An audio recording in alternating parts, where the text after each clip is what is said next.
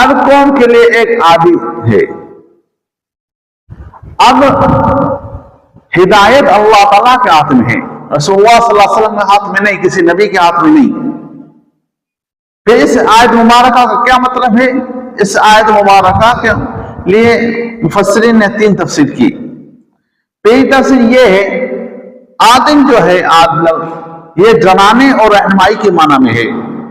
یعنی ہم نے آپ جو ہیں ہر ایک کو ڈرانے والے ہیں، ہدایت آپ کے ہاتھ میں نہیں.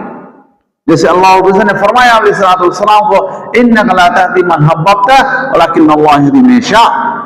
آپ جس کو پسند کریں، اس کو محبوب رکھیں، اس کو ہدایت نہیں دے سکتے. ہدایت یافتہ وہ ہوگا جس کو اللہ کرنا چاہے.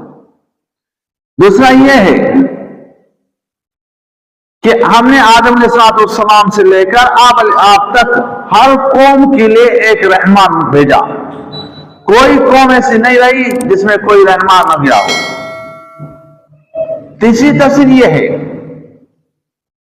کہ آپ علیہ السلام کے نبوت کے بعد قیامت کے دن ہر شخص کے لیے ہدایت کا ذریعہ، ارشد کی رہنمائی کے لیے، ارشد کو ڈرانے والا اور رہنمائی کرنے والا آپ علیہ السلام ہے.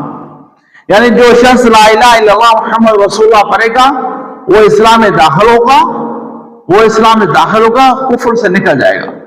لیکن آپ علیہ السلام کے بعد اگر کسی نے لا الہ الا اللہ کا انکار کیا یا لا الہ الا اللہ نہ پڑھا تو وہ کفر کی موت مرے گا.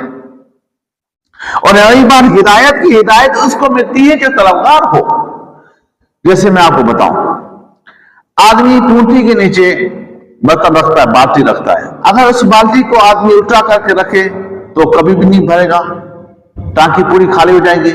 اگر ٹیوب ویل کے نیچے رکھو، سارا دن ٹیوب ویل چلے تبھی اور بالٹی نہیں بھرے گی. کیوں نہیں بھر جائے گی؟ اس وجہ سے نہیں بھر جائے گی کہ الٹی رکھی ہوئی ہے. وہ یہ طلبگاری نہیں ہے کہ اس میں پانی آئے.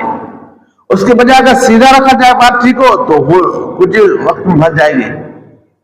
تو ہدایت یافتہ وہ ہوگا جو طلبگار ہوگا ہدایت کا. گناہ سے وہ بچے گا، گناہوں سے وہ بچے گا جو گناہوں سے بچنا چاہتا ہے، اللہ تعالیٰ کی پناہ میں آنا چاہتا ہے. تو یہ 3 تفسیریں ہیں ملک القوم آدم کے. واخر دعوانا الحمدللہ.